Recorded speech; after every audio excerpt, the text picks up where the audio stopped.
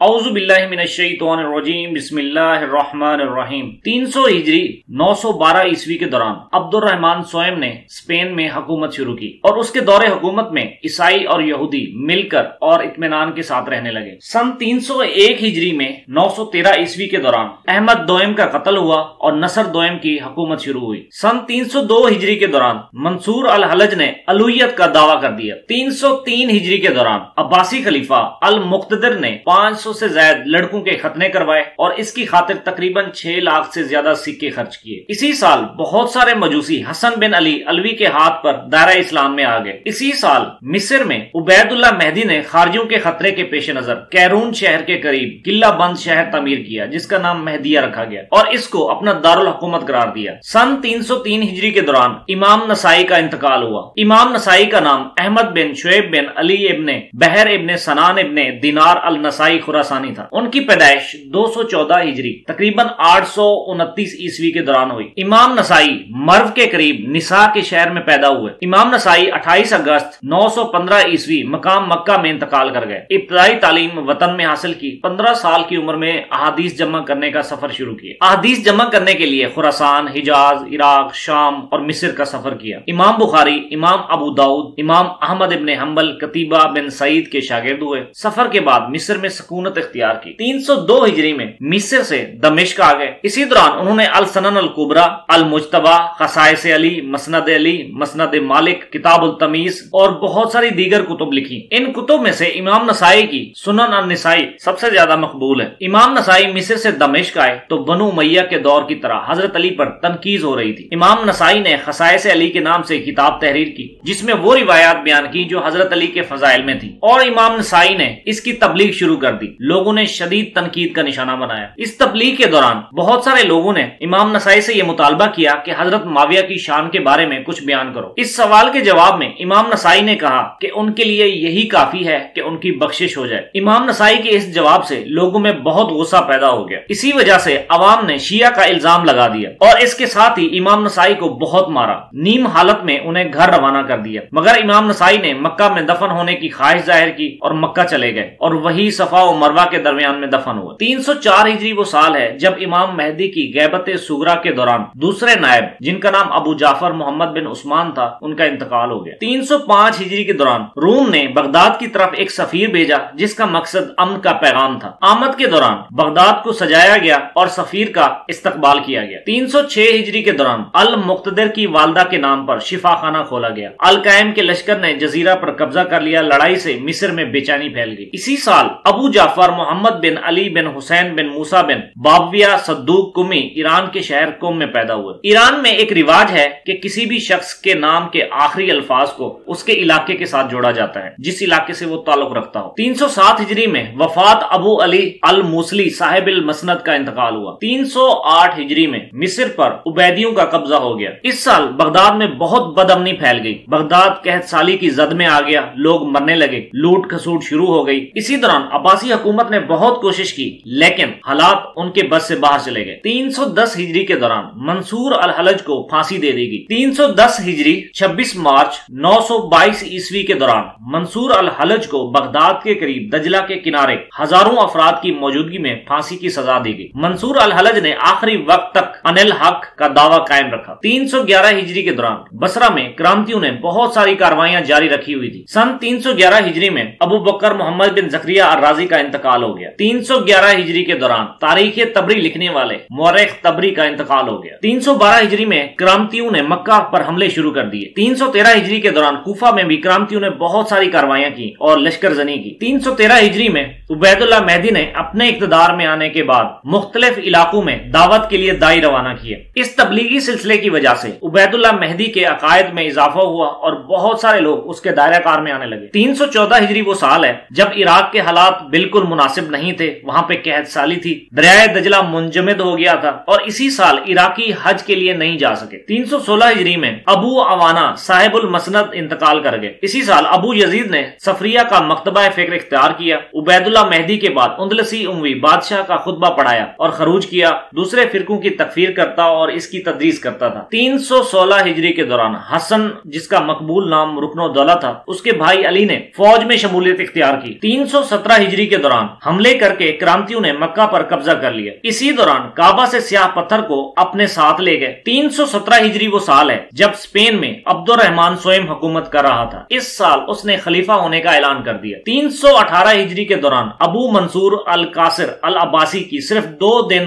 खिलाफत रही। 318 और 319 हिजरी के दौरान अब्बासी खलीफा मुक्तदिर इक्तदार से अलग हो गया और सिर्फ चंद दिन बाद वापस बहाल भी हो गया। इसी साल क्रांति हाकिम अबू ताहिर का इंतकाल हुआ। उसके बाद अबू मंसूर की जानशीनी हुई। 320 हिजरी के दौरान वेलम्यू ने फारस पर कब्जा कर लिया। इसी साल अब्बासी खलीफा अल मुक्तदिर का कत्ल हो गया और उसके बाद अल काहिर बिल्ला अल बगदादी का इक्तदार शुरू हुआ। इसी साल अब्दुर्रहमान अल नासिर ने अमीरुल मोमिनीन का लक़ब इख्तियार कर लिया। 320 हिजरी में अब्बासी खलीफा अबुल फजल जाफर बिन अहमद इब्न मोतेज अल मुक्तदिर बिल्ला का 31 अक्टूबर 932 को इंतकाल हो गया। वालदा एक यूनानी लौंडी थी। 13 साल की उम्र में 908 को तख्त नशीन हुआ और कम उम्र तरीन और तवील हुकूमत करने वाला अब्बासी खलीफा करार पाया। इसको हुकूमती मामलात में दिलचस्पी न थी। सरकारी मामलात हुकूमती कारिंदे चलाते थे। 928 ईस्वी में अल काहिर बिल्ला की बगावत के सबब इक़्तिदार का खात्मा हुआ, फिर जल्द बहाल हो गया। अब्बासी फौज का commander in chief Abul Hasan moons अल मुजफ्फर 908 ईस्वी से इस ओहदे पर और हुकूमती मामलात इसके इशारे पर हरकत करते थे। उसने बगदाद पर कार्रवाइयां करके अल मुक्तदिर को कत्ल कर दिया और अल काहिर बिल्ला को बहाल कर दिया। 322 हिजरी के दौरान उबैदुल्लाह मेहदी का इंतकाल हो गया। 322 हिजरी वो साल है जब अल शलगानी ने अलूहियत का दावा कर दिया। मंसूर अल हल्लज के बाद वेलम की बगावत ने जोर पकड़ना शुरू कर दिया। फारस के बाद बहुत सारे इलाकों में वो कब्जा करने लगे। 322 हिजरी के दौरान जियारत के बादशाह मर्दावेज ने समावंद हुकूमत के इलाकों पर हमले किए। अली ने कार्रवाई करते हुए उनसे दोबारा काफी सारे फारस के इलाके हासिल कर लिए। हसन गिरफ्तार हुआ, फिर मर्दावेज किंग के इंतकाल के बाद भागने में कामयाब रहा। अली ने अपने भाई हसन को फौज देकर अस्फहान की तरफ रवाना किया जहां जियारत का तसल्लुत था। 323 हिजरी के दौरान रुकनो-दौला ने ईरान के बहुत सारे इलाकों पर कब्जा करके अपनी हुकूमत का आगाज कर दिया। रुकनो-दौला 898 ईस्वी में पैदा हुआ। बड़े भाई का नाम अली और छोटे भाई का नाम अहमद था। इनका वालिद एक मछवारा था और जरतश्त मजहब से इस्लाम कबूल किया। 324 हिजरी के दौरान उबैदुल्लाह मेहदी के बाद उसका बेटा मोहम्मद कायम बिल अमरिल्लाह अल कायम जानशीन हुआ, जिसने अतालवी रहजनों की सरकूबी के लिए बेड़े तैयार करवाए और कार्रवाइयां की। 325 हिजरी वो साल है जब खिलाफत अब्बासी सिर्फ नाम की रह गई। उसके दायरा कार में सिर्फ बगदाद का इलाका था, बाकी सारे इलाके उनके तसल्लुत से बाहर थे। 327 हिजरी के दौरान अबू अली उमर बिन याह्या अलवी ने क्रांति को खत लिखा कि वो हाजियों को हज करने दे, बदले में मैं तुम्हें एक फर्द का 15 दिनार महसूल दूंगा। 328 हिजरी के दौरान हसन, जिसका मकबूल नाम रुकनो-दौला था, उसने अस्फहान पर हमला करके दोबारा कब्जा हासिल कर लिया। 328 हिजरी में 20वां अब्बासी खलीफा अबुल अब्बास मोहम्मद इब्ने जाफर अल मुक्तदिर का इंतकाल हो गया। तारीख के मुताबिक ये वो आखिरी अब्बासी खलीफा था जो बकायदा जुम्मा के दौरान तकरीर किया करता था और इसके मामलात इसके वजीर चलाते थे। इसके बाद तकरीबन ये सिलसिला भी खत्म हो गया। 329 हिजरी तारीख के मुताबिक वो साल है जब बगदाद बहुत सारे कहत से गुजर रहा था। उसमें बदअमनी थी। अब हालात इतने पेचीदा हो गए कि गंदम का एक कोर तकरीबन 316 दिनार का बिकने लगा। गुर्बत की वजह से, भूख की वजह से मुर्दार खाने पर लोग मजबूर हो गए। 941 ईस्वी 329 हिजरी वो साल है जब इमाम महदी की गैबत कुबरा का सिलसिला शुरू हुआ, जब उनके 4 नायब इंतकाल कर गए। इमाम महदी के आखिरी नायब का नाम अबुल हसन अली बिन मोहम्मद समरी का इंतकाल हुआ, जिसके बाद बकायदा इमाम महदी की गैबत कुबरा का सिलसिला शुरू हुआ। 329 हिजरी के दौरान अबू जाफर मोहम्मद इब्ने याकूब इब्ने इसहाक अल कुलैनी और राजी, जो कि एक शिया आलिम दीन थे, उन्होंने तकरीबन 16,199 अहादीस पर मुश्तमिल असूल काफी किताब लिखी। इस किताब को लिखने के लिए तकरीबन 20 साल का अरसा लगा। इसमें इब्ने इसहाक अल कुलैनी ने तकरीबन मुस्तनद, ज़ईफ दोनों रिवायतें शामिल की, ज्यादा रिवायत को दुरुस्त समझा और उन्होंने अहादीस को अबवाब में तरतीब दिया। ये वो साल है जब अल कुलैनी का इंतकाल हो गया। 330 हिजरी के दौरान बगदाद पर बहुत सारे हमले हुए। देलमियों ने बगदाद पर हमले जारी रखे। 331 और 32 हिजरी के दौरान अब्बासी खलीफा अल मुत्तकी को बजोर ताकत माजूल करने की कोशिश की गई, मगर साइलुद्दौला के बगदाद पर हमले करने के बाद खलीफा दोबारा बहाल कर दिया गया। 333 हिजरी में अब्बासी खलीफा मुत्तकी को दोबारा माजूल कर دیا گیا۔ اس کے بعد مستقافی کو جانشین بنایا گیا۔ 334 ہجری کے دوران رکن الدولہ کے بھائی احمد نے بغداد پر حملہ کرنے کا ارادہ کیا۔ اس دوران عباسی خلیفہ المستقافی نے احمد کو معز الدولہ اور اس کے بھائی علی کو عماد الدولہ کے خطاب سے نوازا۔ 334 ہجری کے دوران معز الدولہ نے بغداد پر حملہ کر دیا، عباسی خلیفہ المستقافی کو معزول کر دیا۔ اس کے بعد المطیع اللہ عباسی کو خلیفہ مقرر کیا۔ یہ عہدہ علامتی تھا لیکن پورا قبضہ معز الدولہ کا تھا۔ یہ وہ سال ہے جب عباسی خلیفہ کے پاس تقریباً کوئی اختیارات نہیں تھے۔ اس سال شیعہ نظریہ فکر رائج کیا گیا۔ بغداد میں مسجدوں میں شیعہ طرز کی اذان اور نماز ادا کی جانے لگی۔ بعض مقامات پر حضرت ابوبکر، حضرت عمر، حضرت عثمان اور دیگر شخصیات کے بارے میں سخت حروف تحریر کیے گئے مگر بعد میں مٹا دیا گیا۔ بغداد شہر شیعہ سنی دھڑوں میں تقسیم ہو گیا۔ یہ وہ سال ہے جب واضح طور پہ دیکھا جا سکتا ہے کہ فارس، خراسان اور ترک علاقوں کے لوگ خلافت عباسیہ کو مانتے تھے اور چاہتے تھے کہ ان کی خلافت بحال رہے اور شیعوں کی مخالفت میں تھے۔ دوسری طرف افریقہ کے لوگ مصر کو دیکھ رہے تھے اور مصر پر شیعہ حکومت تھی اور ان کو خلیفہ ماننے کی کوشش میں تھے۔ یہ وہ سال ہے جس میں شیعہ سنی دھڑوں کو واضح طور پہ دیکھا جا سکتا ہے۔ تاریخ کے مطابق 335 ہجری میں بغداد کے حالات بالکل ٹھیک نہیں تھے۔ عباسی حکومت کوشش کر رہی تھی لیکن حالات ان کے قابو سے بہت باہر تھے۔ خانہ جنگی کا ماحول تھا، لوگوں کا بازاروں تک جانا بہت مشکل تھا، لوگ کتے بلے اور مردار کھانے پر مجبور ہو گئے تھے۔ حالات کو دیکھ کر عباسی خلیفہ نے ہمدان حکومت کی مدد طلب کی۔ انہوں نے یہ بھی پیشکش کی کہ وہ بغداد میں خلیفہ کی جگہ سنبھالیں مگر ہمدانی ناصر الدولہ اس وقت آذربائیجان اور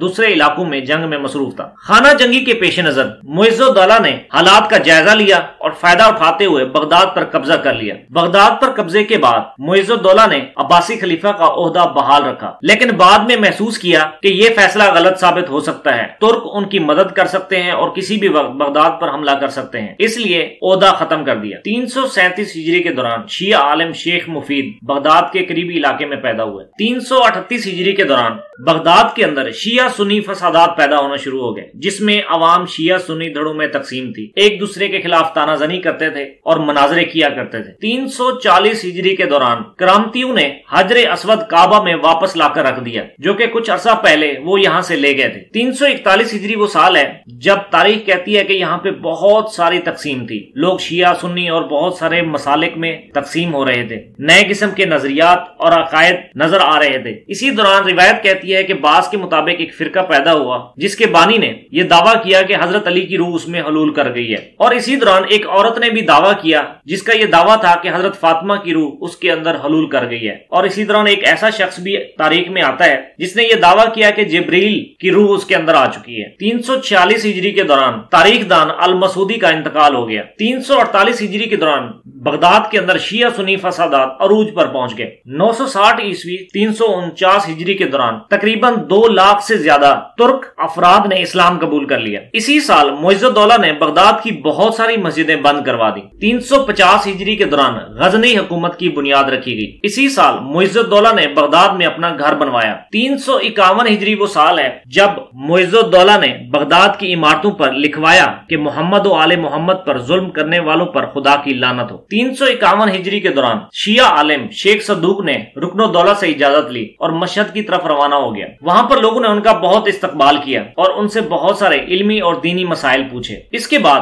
شیخ صدوق نیشا پور گئے، وہاں کے لوگوں نے بھی استقبال کیا اور بہت سارے دینی مسائل پوچھے۔ 352 ہجری وہ سال ہے جب بغداد کے اوپر معز الدولہ کا مکمل تسلط تھا۔ اسی سال معز الدولہ نے عاشورہ کے روز تمام بازار بند کروا دیے، ماتمی جلوس نکلے، نوحہ، ماتم اور مراسم محرم کی ابتدا ہوئی۔ اسی سال عید غدیر کو بھرپور طریقے سے منانے کی ابتدا ہوئی۔ 352 ہجری کے دوران شیخ صدوق بغداد گئے، وہاں علماء کا حلقہ قائم کیا اور احادیث کے علم کے حوالے سے علماء سے گفتگو کی۔ 353 ہجری کے دوران ناصر الدولہ اور معز الدولہ کے درمیان بہت سارا تناؤ پیدا ہو گیا اور لڑائی جھگڑے ہونے لگے۔ 354 ہجری کے دوران ابن الحیثم کی پیدائش ہوئی جس نے روشنی پر تحقیق اور کتابیں لکھی۔ 354 ہجری کے دوران ہی شیخ صدوق نے حج کا سفر کیا۔ اسی دوران ہمدان بھی گئے۔ کوفہ میں قیام کے دوران دوران علماء سے رابطہ کیا۔ اس کے بعد مکہ اور مدینہ کی زیارت کے لیے روانہ ہوا۔ 355 ہجری کے دوران بغداد میں سرکاری طور پر ماتم کی اجازت دی گئی۔ معز الدولہ نے عمان پر کرامتیوں کا قبضہ ختم کروا دیا۔ 355 ہجری کے دوران شیخ الصدوق دوسری دفعہ بغداد آئے، بہت سارے علماء سے ملاقاتیں کی۔ علماء میں سے ابو محمد حسن بن یحییٰ حسینی علوی، ابو الحسن علی بن ثابت، محمد بن عمر الحافظ، ابراہیم بن ہارون حسینی سے بھی احادیث پر گفتگو کی۔ 356 ہجری کے دوران معز الدولہ کا انتقال ہو گیا اور اسی سال سیف الدولہ کا بھی انتقال ہوا۔ 357 ہجری کے دوران عراق اور شام کے حالات اتنے خراب تھے کہ اس سال یہاں کے لوگ حج پر نہیں جا سکے۔ 357 ہجری کے دوران فاطمی خلیفہ المعز الدین اللہ نے قاہرہ پر قبضہ کیا اور ایک نیا شہر آباد کیا اور اس کو فاطمی حکومت کا مرکز قرار دیا۔ اذان میں حی علی خیر العمل شامل کیا، جمعہ میں سورۃ المنافقین اور اہل بیت کے فضائل بیان کرنے کا حکم دیا اور اس کے بعد جامعہ الازہر یونیورسٹی کی تعمیر شروع کروا دی۔ یہی وہ سال ہے جب اسپین میں قرطبہ یونیورسٹی کا قیام عمل میں آیا۔ 359 ہجری کے دوران فاطمی حکومت زیادہ تر تیونیزیا کے علاقے میں تھی۔ اسی دوران اسماعیلی خلیفہ عبداللہ نے مصر کو اپنے قبضے میں لیا، مصر میں فاطمیہ حکومت کی بنیاد ڈالی اور آنے والے دور میں مصر میں اس دور کو شیعہ دور حکومت سے جانا گیا۔ 359 ہجری کے دوران نہج البلاغہ کے مصنف سید رضی کی پیدائش ہوئی، جن کا اصل نام ابو الحسن محمد بن الحسین الموسوی تھا۔ 360 ہجری کے دوران دمشق کی اذانوں میں حی علی خیر العمل کا اضافہ کیا گیا۔ 362 ہجری کے دوران البیرونی پیدا ہوا۔ اسی سال بغداد میں شیعہ سنی بہت ہنگامہ آرائی ہوئی، جس کے پیش نظر ایک ترک گورنر سبکتگین نے بغداد کو فتح کیا۔ 363 ہجری کے دوران مکہ اور مدینہ پر فاطمیوں کا بہت تسلط تھا۔ اسی سال حرمین میں جو خطبہ دیا گیا وہ المعز فاطمی کا دیا گیا۔ 364 ہجری کے دوران تاریخ کے مطابق المعز الدین اللہ نے عراق میں عید غدیر شان و شوکت سے منانے کا حکم دیا۔ 365 ہجری کے سال محمد بن احمد کی طرف سے 0 عدد متعارف کرایا گیا۔ صفر کا آغاز الجبرہ میں یہاں سے شروع ہوا۔ 367 اور 68 ہجری کے دوران عباسی خلیفہ طالع نے عزت الدولہ کے لیے نوبتیں بچانے کا حکم دیا اور خطبوں میں اس کا نام شامل کیا۔ بغداد میں نوبت بجنے کا سلسلہ یہاں سے شروع ہوا۔ 367 ہجری کے دوران شیخ الصدوق نے سمرقند اور بہت سارے علاقوں کا سفر کیا۔ اسی دوران شیخ صدوق ایک عالم شیخ ابی عبداللہ محمد بن حسن موسوی سے ملے، جنہوں نے محمد زکریا الرازی کی تصنیف من یحذر الطبیب کا ذکر کیا۔ اس طرز کی کتاب تصنیف کرنے کا مشورہ دیا، جس کے حوالے سے شیخ صدوق نے من یحذر الفقیہ کتاب تصنیف کی۔ 369 ہجری کے دوران سبکتگین غزنوی کا امیر مقرر ہوا۔ 370 ہجری میں عزت الدولہ بغداد آیا۔ عباسی خلیفہ طالع نے اس کا استقبال کیا۔ اسی سال بو علی سینا کی پیدائش ہوئی، جس نے طب میں شہرت حاصل کی۔ 371 ہجری کے دوران بحرین میں کرامتی حکومت کا خاتمہ ہو گیا۔ تاریخ میں 374 ہجری وہ سال ہے جس میں یہ محسوس کیا جاتا ہے کہ اسماعیلیوں کا بہت اثر و رسوخ ہے۔ افریقہ، عرب، حجاز، فارس اور یہاں تک کہ ایشیا تک اسماعیلیوں کے حکومت وہاں پہ نظر آتی تھی۔ 376 ہجری کے دوران سید رضی اور اس کے بھائی سید مرتضی کی والدہ، جس کا نام فاطمہ تھا، حصول تعلیم کے لیے اپنے بیٹوں کو شیعہ عالم شیخ مفید کے پاس لے گئی۔ 378 ہجری کے دوران شرف الدولہ نے دنیا کی سب سے بڑی رصدگاہ بغداد میں تعمیر کروائی۔ 378 ہجری وہ سال ہے جب روس میں عیسائیت بہت مقبول ہوئی اور روس کے بہت سارے علاقے عیسائیت کے ماتحت آ گئے۔ 379 ہجری کے دوران تاریخ یہ بتاتی ہے کہ عرب میں شیعہ سنی مزاج میں بہت سارا تحمل دیکھا گیا۔ بہت سارے مدارس ایسے تھے جس میں شیعہ سنی اکٹھے تعلیم حاصل کیا کرتے تھے۔ اسی دوران سید رضی نے اپنی تعلیم بھی مکمل کی اور بعض کے مطابق بہت سارے شیعہ اور سنی اکٹھے پڑھا کرتے تھے اور شیخ رضی کے بہت سارے اساتذہ سنی تھے۔ 381 ہجری کے دوران شیعہ عالم شیخ صدوق کا انتقال ہو گیا۔ علامہ شیخ صدوق نے تقریباً 300 سے زائد کتب تحریر کی اور ان کی ان کتب کو شیعہ کی تاریخ میں بہت اہم کتب سمجھا جاتا ہے۔ 381 ہجری کے دوران شیعہ حاکم بہاؤالدولہ نے بغداد کے علاقے کرخ میں ایک بہت بڑا کتب خانہ تعمیر کروایا، جس میں تقریباً 10,000 سے زیادہ کتب کا مجموعہ رکھا گیا۔ 382 ہجری کے دوران ام الابصار نے نبوت کا جھوٹا دعویٰ کیا، جس کو کارروائی کر کے مار دیا گیا۔ 384 ہجری کے دوران عراق کے بہت سارے لوگ عرب نہیں جا سکے حج کی غرض سے، کیونکہ ان کے اوپر اتنے ٹیکس لگائے گئے کہ جن کی وجہ سے ان کی معاش ختم ہو گئی۔ 385 ہجری کے دوران امام دار قطنی کی وفات ہوئی۔ 390 ہجری کے دوران چین کے علاقوں میں بہت سارے اسکولوں کا رواج شروع ہو گیا۔ بڑے بڑے شہروں میں اور قصبوں میں چھوٹے چھوٹے اسکول بنائے گئے سرکاری سطح پر۔ وہاں پر سرکاری سطح پر چھوٹے بچوں کو بنیادی تعلیم دی جاتی تھی، اور اسی دوران تاریخ یہ کہتی ہے کہ یورپ میں بھی تعلیم کا رجحان پیدا ہونا شروع ہو گیا۔ 391 ہجری کے دوران محمود غزنوی کی ہندو سے لڑائی ہوئی اور اس نے فتح حاصل کی۔ 392 ہجری کے دوران محمود غزنوی نے حملہ کر کے ہندوستان کا بھاٹیا تک کا علاقہ فتح کر لیا۔ 393 ہجری کے دوران 24ویں عباسی خلیفہ الطالع کا انتقال ہو گیا۔ 24ویں عباسی خلیفہ الطالع کی خلافت علامتی تھی، اصل قبضہ شیعوں کا تھا، دوسری طرف حجاز پر مصری فاطمیوں کا قبضہ تھا۔ 394 ہجری کے دوران فاطمی خلیفہ الحاکم نے بہت سارے عجیب فیصلے کیے۔ کتوں کو مارنے کی پابندی لگا دی، شراب اور جوئے پر مکمل پابندی لگا دی، اور اس کے ساتھ بغیر چھلکے والی مچھلی کی خرید و فروخت پر بھی مکمل پابندی لگا دی۔ 396 ہجری کے دوران محمود غزنوی نے ملتان پر اپنا پہلا حملہ کیا۔ 397 ہجری کے دوران بغداد میں پھر سے شیعہ سنی فسادات پیدا ہونے لگے، الحاکم یا منصور کے نعرے لگنے لگے۔ آخر کار القادر باللہ کی حمایت سے شیعوں کی سرکوبی کی گئی۔ 398 ہجری کے دوران فاطمی خلیفہ